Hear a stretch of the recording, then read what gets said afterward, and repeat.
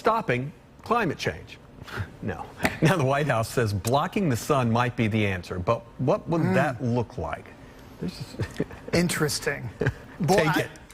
I tell you, when I first started reading this article, it was like I just started diving in, and then it was like offshoot articles and this and that. So let's talk about this. On October 13th, the White House announced it was funding a 5-year research plan with about something called geoengineering, specifically solar radiation management to artificially modify the Earth's climate.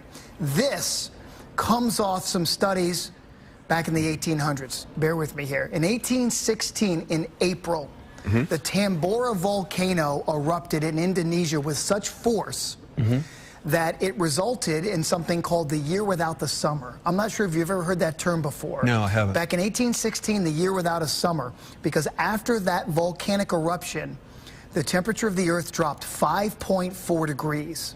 Okay? Really? Yeah, there was a lot of loss of life, there was a lot of loss of crops and everything.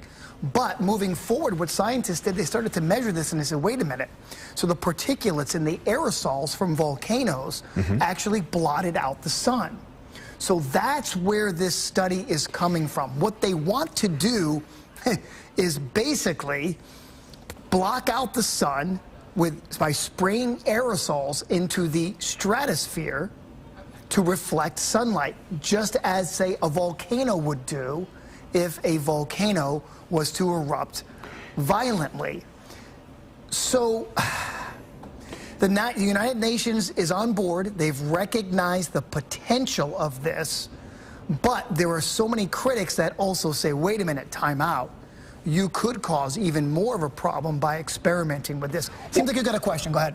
No, my question is, how do you study this without doing it? So here's the way, they didn't go too much into the article about this except for this. Here's what's going to happen. They'll start in a laboratory, obviously a laboratory. Sulfur dioxide, other particulates, things that come out of volcanoes. They're going to take those and they're going to try to find a way to block some of the sunlight out, and push it back out into space. Once they can do that in a controlled laboratory, I would expect them to try it somewhere on this Earth away from everybody just to kind of see what it's doing to the reflectivity of the sunshine. To be honest with you, though, here are some of the potential problems you could have. What if it works and you have a button and you can press these aerosols to come and go? What if you dip the temperatures too low? Things die. What if it intensifies weather events, an unforeseen consequence? There's so many different things. Also, geoengineering, they've shown on studies, it also helps spread diseases. So there are a lot of negative impacts to putting these aerosols up in the stratosphere. But here's my attitude. 5 years of research.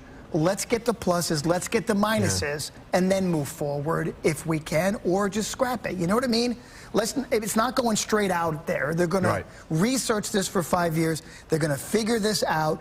And what they're saying is that they aim to answer all the questions that you would have or I would have, pluses and minuses, before anything happens from there.